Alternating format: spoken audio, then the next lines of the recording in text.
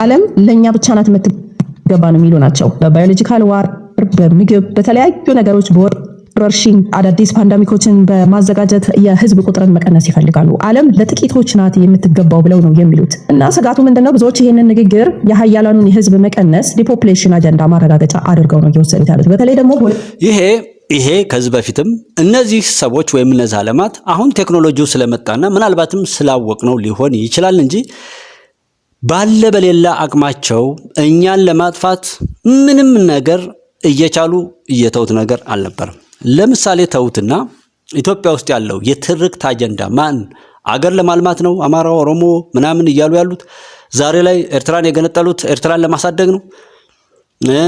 ትግራይ ውስጥ ያለውን ነገር የህወሓት እንትን የመጣው ለዛ ነው። ዛሬ ድረስ ፋኖ፣ ሸኔ፣ ወያኔ፣ ሻቢያ እየተባለ ያለው ምስራቅ አፍሪካ ላይ ሱዳን ላይ ደቡብ ሱዳንና ሰሜን ሱዳን ብለው ከከፈሉ በኋላ እንደገና አሁን ሱዳን ለሁለት ተከፍላ የምታደርገው ጥረት በዚህ በሶማሊያ ላይ በሰሞኑ የምናየው ሶማሌላንድ እስራኤል የሰጠችውን እውቅና ተያይዞ ዓለም ላይ ያለው መናወጥ ለመልካም ነው። የሶማሌ ሀገር ለመሆን እውቅና ለምን ተሰጣት በሚል በምቀኝነት አይደለም። የዓለም አሻጥር የዓለም ላይ ያለው እርኩስ መንፈስ ያው ወደ ጥልቁ የሚጣልበት ዘመን ነው። እኔ እማቀው ነገር ቢኖር በኔ ዘመን በዓለም ላይ በሸር በተንኮር በጥፋት ላይ ያለ ኃይል ሁሉ እስከ ጥፋት ስልጣኔው ወደ እንጦሮጦስ ወደ ጥልቁ የሚጣልበትን ሰዓት እንደማይ ነው እኔ የማምነው። እኔ የማየው ነገርና የምሄድበትም ሁኔታ ይሄ ነው።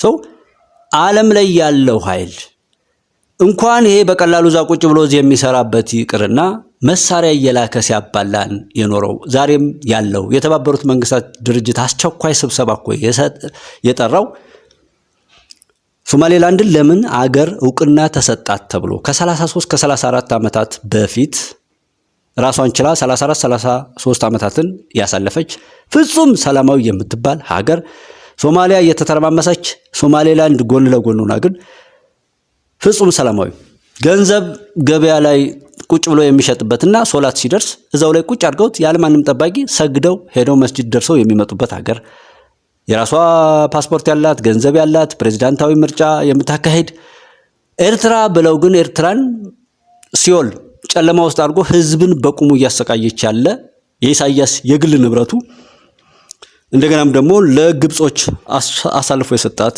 ኤርትራ እንኳን ተፈጥራ እንደ ሀገር ብዙ ሰው እያወራላት ስለ ሶማሌላንድ ምንም አልተባለም። ነገር ግን ኢትዮጵያ ሄዳ ነክታታለች። ሶማሌላንድም ሀገር ትሆናለች፣ ሶማሊያም ሀገር ትሆናለች። ማንን አይጎዳም።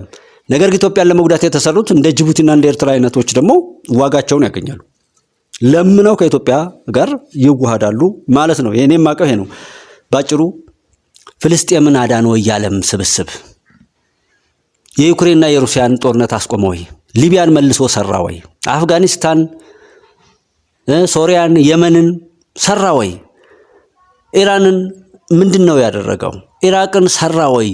የዓለም እና ህዝብን ለመጨረስ ይሄ እንደ ስጋትም እንዲሆን አይደለም አደገኛ ትርክት ነው ብለው ስጋት እየለቀቀ እድሜ ልኩን የምናየውን ነገር በዛ ስንሰጋ ኖረን ብዙ ነገር ካጣን በኋላ አሁንም መልሰው ደግሞ በዲጂታል እንድልትሆን ነው እያሉ ማለት በጣም ነውር እንደሆነና ይሄንንም የሚያስፈራሩ ሰዎች ክፎች እንደሆኑ ለመግለጥ ነው የምፈልገው። ምክንያቱም ዓለም ወይም የትኛውም ቦታ ላይ ያለው ትርክት እስካልተቀየረ ድረስ አንዱ በልቶ ለማጥፋት ነው እየተሰራ ያለው። አፍሪካ ውስጥ ያለው የተዘዋዋሪ ቅኝ ግዛት የመፈንቅለ መንግስታት በዛ የሚያልቀው ህዝብን ቁጥር ለመጨመር ወይም ህዝብን ለመታደግ ተብሎ አይደለም። በቻለው አቅም ዓለም ላይ ያለው እርኩስ መንፈስ የሰው ልጅ ለመጨረስ ሲሰራ የኖርና ያለ ነው። ዲጂታል ስለመጣ እንደዚህ ነው ወይ የሚሆን አይደለም።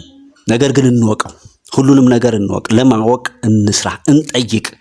ጥቂት ቆሻሾች እንዲህ አይነት የረከሰ ነገርን እየተፉ ባለንበት የሚገሉን ሰዎች እናሳፍራቸው። ጠያቂዎች እንሁን፣ ጊዜያችንን ለሚጠቅም ነገር እናድርግ። ባለፈው በተሸወርንበት መንገድ ተመልሰን መታለልም መሸወድም የለብንም።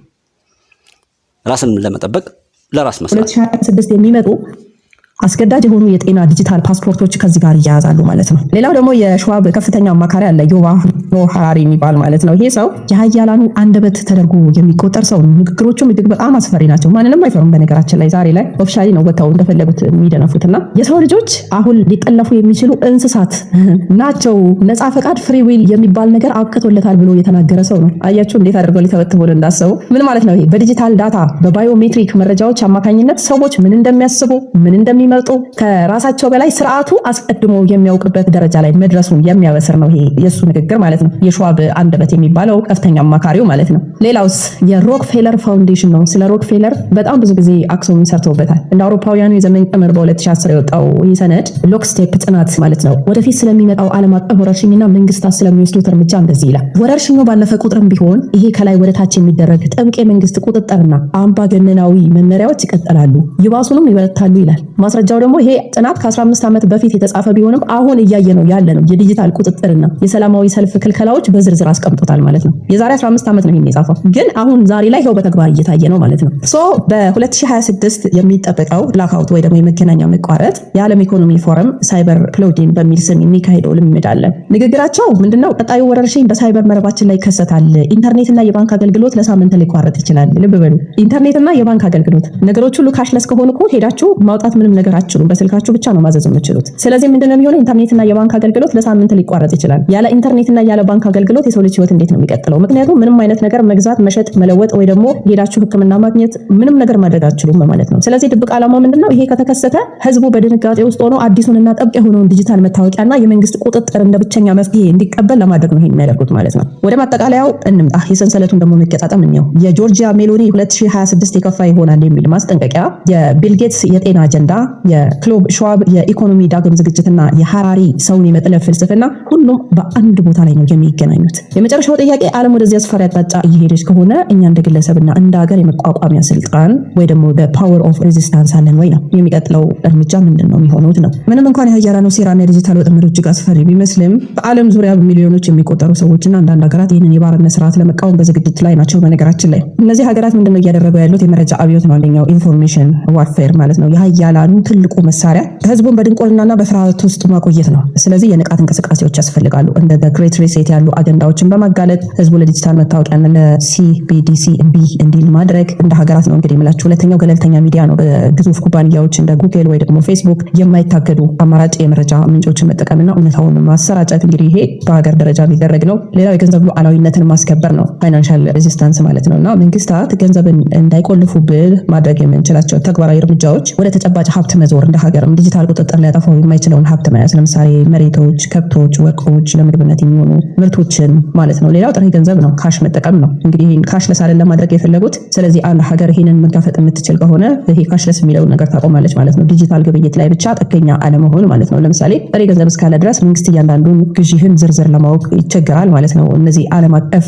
የሆነ ቁጥጥር ሊያደርጉ የሚችሉ ያቺ ሀገር ይሄንን የምታደርግ ከሆነ ያንን ነገር ማወቅ አይችሉም ማለት ነው። ቢትኮይን አንደኛው ነው። በማዕከላዊ ባንክ የማይታዘዝና ማንም ሊቆልፈው የማይችል የገንዘብ አማራጭ ሆኖ እያገለገለ ያለ ነው እና አንዳንድ ሀገራት አሁን ይህንን ነገር ወደ ስራ ሊገቡበት ነው። እነሱ ያመጡትን ይህንን ሰንሰለት ለመበጣጠስ አንዳንድ እርቀቶችን እየሄዱ ነው። ሌላው ዲሴንትራላይዝድ ማህበረሰቦችን መፍጠር ነው። በ2026 የሚመጣውን ጫና ለመቋቋም ትናንሽ ራሳቸውን የቻሉ ማህበረሰቦችን መፍጠር ወሳኝ ነው። እንግዲህ የምግብ ዋስትና፣ ለምሳሌ የራስን ምግብ ማምረት ወይ ደግሞ ከአካባቢ ገበሬዎች ጋር ቀጥተኛ ትስስር መፍጠር፣ ያለምን የንግድ ሰንሰለት ቢቋረጥ እንኳን በረሃብ ላለመውደቅ ይሄ ወሳኝ ነው ማለት ነው። ስለዚህ ይሄ መንግስትና ህዝብ አንድን ሀገር ለማቆም ተባብረው የሚሰሩበት ነው። ሌላው ከመረብ ውጭ መኖር ነው፣ ኦፍ ግሪድ ሊቪንግ የሚባለው ማለት ነው። ለኃይል ወይ ደግሞ መብራት፣ ውሃ በአንድ ማዕከላዊ ሰዓት ላይ ብቻ አለመታመን ነው። ለምሳሌ የሶላር ኃይልን መጠቀም የሚመስሉትን እነሱ በምንም አይነት ነገር እምቢ ካለ አንድ ሀገር አንድ ቁልፍ መጫን ነው የሚጠበቅባቸው። በነገራችን ላይ በዚህ ሰንሰለት የምንተበተብ ከሆነ በዋናነት የሀገራት እንቢተኝነት ነው። አንዳንድ ሀገራት የሀያላኑን ትዕዛዝ ለመቀበል እየታገሉ ነው። ለምሳሌ የብሬክስ ጥምረት እንደ ሩሲያ፣ ቻይና፣ ብራዚል፣ ኢትዮጵያ ያሉ ሀገራት ከምዕራባውያን የገንዘብ ጫና ለመውጣት የራሳቸውን የንግድ ስርዓት እየዘረጉ እንዳሉ ይታወቃል። ይሄ ለሀያላኑ በጣም ትልቅ ስጋት የሆነና ሁልጊዜ ውጥረት ላይ ያለ ጉዳይ ነው። ሌላው ባህላዊ እሴቶችን መጠበቅ ነው። ሜሎኒ በጣሊያን እንደምትለው ምንም እንኳን ሚናዋ አጠራጣሪ ቢሆንም ይቺ ሴትዮ ከህዝቡ ጋር ናት ወይስ ከነሱ ጋር ናት የሚለውን እርግጠኛ ባይሆንም ዛሬ ላይ የቤተሰብና የሃይማኖት እሴቶችን መጠበቅ ህዝቡ ለዲጂታል ባርነት በቀላሉ እጁን እንዳይሰጥ ያደርገዋል ማለት ነው። እንግዲህ የመዝጊያው ሀሳብ የሚሆነው የፍርሃት መጨረሻ ሀያላኑ ሊቆጣጠሩ የሚችሉት ስንፈራ ብቻ ነው። 2026ን እንደ መጨረሻ ሳይሆን እንደ አዲስ ንቃትና ተጋድሎ አመት ማየት አለብን። ወጥመዱን መስበር ይቻላል። ታሪክ እንደሚያስተምረንም የትኛውም አምባገነን ስርዓት በንቁና በአንድነት በቆመ ህዝብ ፊት የቆየበት ጊዜ እንደሌለ ታሪኮቻችን አባቶቻችን ይነግሩናል። ነፃነት በነፃ አይሰጥም፣ ሊነጠቅ ሲል መከላከል ደግሞ የግድ ይላል ማለት ነው። ይሄ እንግዲህ መጨረሻው አካባቢ ላይ ደግሞ ወደ ፖዚቲቭ ነው የመጣችው ሴትዮዋ ማለት ነው። ኦኬ እንደ ማጠቃለያ ላይ መጀመሪያ ላይ ዲጂታልን መሸሽ ምናምን የሚለው እዚህ መጨረሻው አካባቢ ላይም ይሄ ሐሳብ አለ። መሸሽ አይደለም ያዋጣው እዚህ ላይ መጀመሪያው ይሄን ትርክትም መፍራት አይደለም። መፍራት ሳይሆን ለማወቅ ጥረት ማድረግ ነው። አብሮ መሆንን አሁን ፖዚቲቭነስ ላይ ወደ መጨረሻው አስተካከለችው ብዬ የምለው አብሮ መሆን የሃይማኖት የባህልን እሴቶች አብሮን ያሉ ነገሮችን የራሳችንን ሀብቶች ማክበር፣ እርስ በርስ ከመባላት ከመገዳደል ከጥላቻ መውጣት፣ ጸሎት ማብዛት። ሃይማኖታችንን ካከበረው የሃይማኖታችን በረከት አለ። የባህላችን ትውፊታችን የአብሮነታችን እርስ በርሳችን ላይ ያለ መረዳዳት፣ መተዛዘን፣ መተጋገዝ ወሳኝ ዘመን ነው። ሳንወድ በግዳችን አብሮነት ዘመንን ለመሻገር አስገዳጅ እየሆነ ያለበትም ወቅት ነው። ይሄ ፈጣሪም የሚወደው ነው። ዩኒቲ ኢዝ ስትሬንግዝ የሚባለው ዓለም ላይ ይሄን ተጭነው እንደዚህ ያጠፋሉ ምናምን እየተጫኑ ሲያጠፉ ነው የኖሩት። ብታምኑም ባታምኑም ለምሳሌ ዛሬ ድረስ በየሚዲያው ስለኛ ቢቢሲ ምንድነው የሚለው ስለ ኢትዮጵያ በሚዲያ ሁሉ ሆነው በፖለቲካውም በአምባሳደሩም በሁሉም ነገር ላይ ሆነው ምንድነው ሲሰራ የነበረው? ቸክ አድርጉት። እነዚህ ሚስዮናውያንን በመላክ ግብጽ ኦርቶዶክስ ውስጥ ሃይማኖት ውስጥ ላይ ገብተው የጠለፉትን ነገር ክርስትናውን በመበታተን እስልምናውን በመበታተን እምነቱን ሊያሻሽሉ ነው እንዴ? እነዛ ሰዎች መጥተው የሚመሰክሩት ኦርቶዶክስ እንዴት ነው የሚሆነው? የግብጽ ተልኮ እና አሁን ላይ ያሉ ሀፍረታቸው ሁሉ ተበላሽቶ እንደ አባት ተቀምጠው እንደ መነኩሴ እንደ ጳጳስ ተቀምጠው ከአንድ መንግስታዊ ስርዓት ጋር ግብግብ የሚገጥሙ ያንን ሲሰድጉ የሚውሉ ዩቲዩብ ላይ ቁጭ ብለው የፈጣሪን ቃል ትተው በሉ ግደሉ ብለው በሰው ጉልበት በመሳሪያ የሚያምኑ አባቶችን ከማየት በላይ እኮ ሞት የለም። እና እሱን በማስተካከል ወደ ቀልባቸው ወደ ራሳችን መምጣት። ነገር ግን ዓለም እንደዛ አድርጎ ሲገዛን የኖረው የኛ የሆነውን ነገር ሁሉ የኛ አስመስሎ በእነሱ ቁጥጥር ስር አድርገው በሃይማኖታችን ድነን ሰማያዊ ህይወትን ልናገኝ የተቋቋመውን ነገር ሁሉ ታቦቱን በመሸጥ ቅርሶችን በመሸጥ ትልልቅ መጻሕፍትን በመሸጥ ማንኛውንም የተቀደሱ ነገሮችን ሁሉ ከሀገራችን በማውጣት ሲሸጡ ሲያሻሽጡ የነበሩት ኃይላት ሁሉ ናቸው ይኸው ለዚህ መርገም ለዚህ ሰዓት ያበቁንና ዓለም ላይ ያለው ቆሻሻ እርኩስ መንፈስ ሲያጠፋን ሲያዋርደን የኖረና ዛሬም ድረስ ያለ ነው። እኔና አንተ አንቺ እዚህ አብረን አለንበት ቦታ ላይ ምንም ይሁን ምንም ችግራችንን ፈተን አብረን መቆም እስካልቻልን ድረስ ሌላ ዓለም ላይ ያለ ሰው ለኛ መፍትሄ ሊሰጠን አይችልም። እነሱ በዘሩት የእርስ በርስ ሽኩቻ ወይም ጥላቻ እስከዛሬ ድረስ ከተባላን ነገ በዚህ መልኩ ላለመቀጠል ጥረት ማድረግና ዘመኑን የተረዳ አቋም ዕውቀትና ጥበብ ያስፈልጋል። ለዛ ዝግጁዎች መሆን አለብን። ከምንም በላይ ለመገዳደልና ለጥላቻ ለጥፋትና መጠፋፋት አለመቻኮል። ልንተዛዘን ይገባል። ልንተዋወቅም ይገባል። ሳናውቅ እንደው የአውሬነት ባህሪ ከሰውነት በታች ሆነን እንደው ለመሰዳደብ እንደው ለመገዳደል እንደው እንደዚህ ለመጠፋፋት የምናደርገው ነገር በጣም አሳዛኝ አሳፋሪም ነው።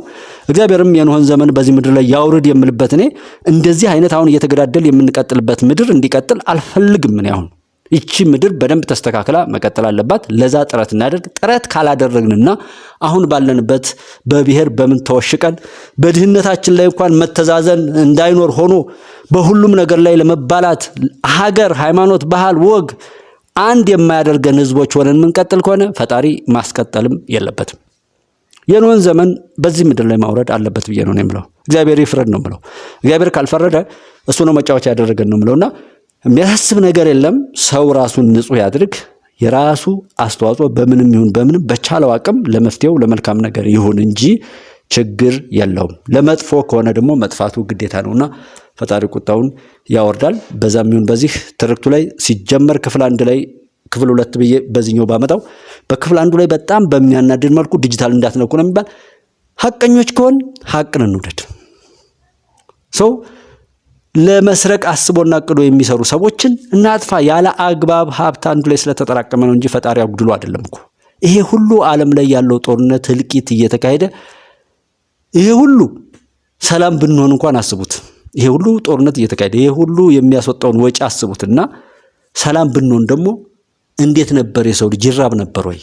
እና ሁሉ ጦርነት ሆኖ ምንም ካላጎደለ ፈጣሪ በሰላም ብንሆን ደግሞ እንዴት አብዝቶ በበረከት እንደሚጎበኘን እያሰብን ጸሎት ማድረግ የሚችለው ጸሎት፣ እውቀት ያለው በእውቀቱ በጎ ነገር ለማምጣት ጥረት እናድርግ። ቅን እንሁን። በቅንነትና በታማኝነት ነገሮችን እየተረዳን የዓለምን የዘራነው ነው። በነገራችን ላይ የዘራነውን የምናጭድበት ወቅት ስለሆነ በጸሎት መትጋት ትልቁ አቅም ነው። ፈጣሪ ኢትዮጵያን ያሻግራል። ቆሻሻን ነውረኛን ይቀብራል። እኔ ሰይጣን አያስፈራኝም። እኔ የክፎች አሻጥር አያስፈራኝም።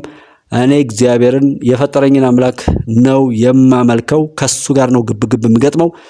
መሪዬን መልካም መሪ እንዲሰጠኝ፣ መልካም ጓደኛ፣ መልካም ሀገር፣ መልካም ዘመድ፣ መልካም እህት ወንድም፣ መልካም ጎረቤት እንዲሰጠኝ ከሱ ጋር ነው ግብግብ የምገጥመው። በጸሎትም በምንም የምለምን እንጂ እዚህ ጋር ያለውን ነገር አይደለም። ስራን ከማሳመር ጀምሮ በዛ መትጋት የተሻለ ውጤት ያመጣል። ኢትዮጵያ ታበጽሕ ኀበ እግዚአብሔር። ኢትዮጵያ እጆቿን ወደ ፈጣሪዋ ዘርግታ ምላሽ የምታገኝበት ወቅት ስለሆነ ከበረከቱ የምንካፈል መልካም ሰዎች እንሁን። መልካም ጊዜ